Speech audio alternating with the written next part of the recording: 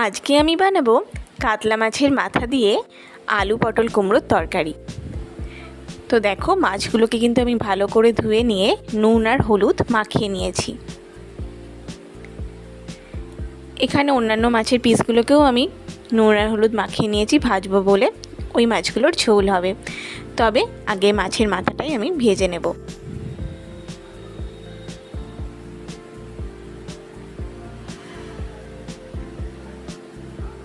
মাছের মাথাটা দেখো আমি একদম কড়া করে কিন্তু ভেজে নিয়েছি। কড়া করে না ভাজলে এর কিন্তু একটা আষ্টে গন্ধ থাকতে পারে। এরপর তেলের মধ্যে আমি পটলগুলোকে ভালোভাবে ভেজে নেব। পটলগুলোকে দেখতেই পাচ্ছ আমি কিভাবে কেটে নিয়েছি।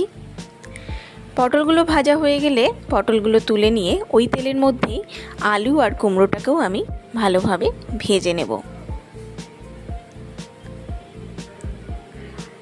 আলু আর কুমড়োর মধ্যে আমি একটু নুন আর হলুদও দিয়ে দিয়েছিলাম, যেটা কোনোভাবে স্কিপ হয়ে গেছে।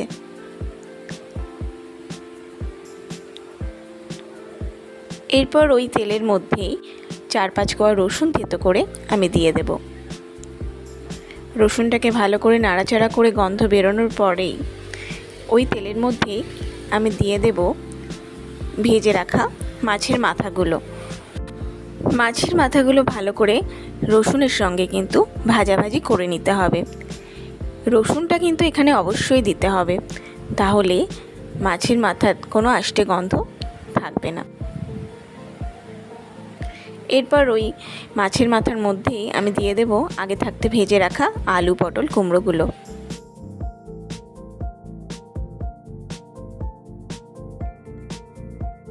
মাছের মাথার সঙ্গে আলু পটল কুমড়োগুলোকেও কিন্তু ভালোভাবে মিশিয়ে নিতে হবে।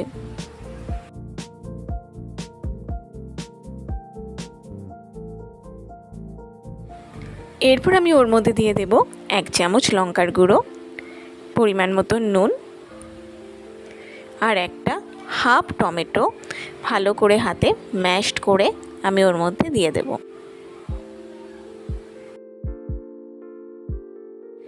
এরপর সমস্ত মশলার সঙ্গে সবজি ও মাছের মাথাটাকে ভালোভাবে মিশিয়ে নিতে হবে।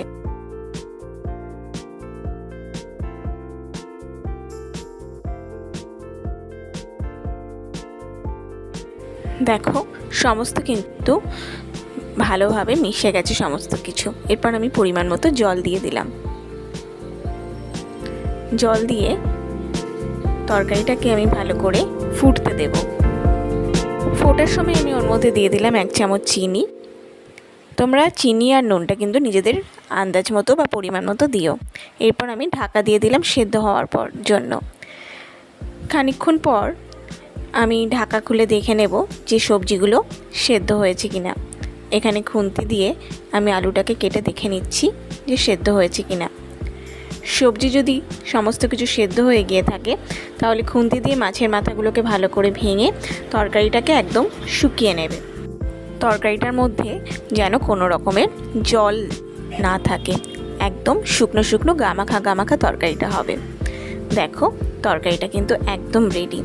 খাবারটা খেতে কিন্তু দারুণ হবে, দেখতে যেমন লোভনীয়, খেতেও কিন্তু তেমনই সুস্বাদু।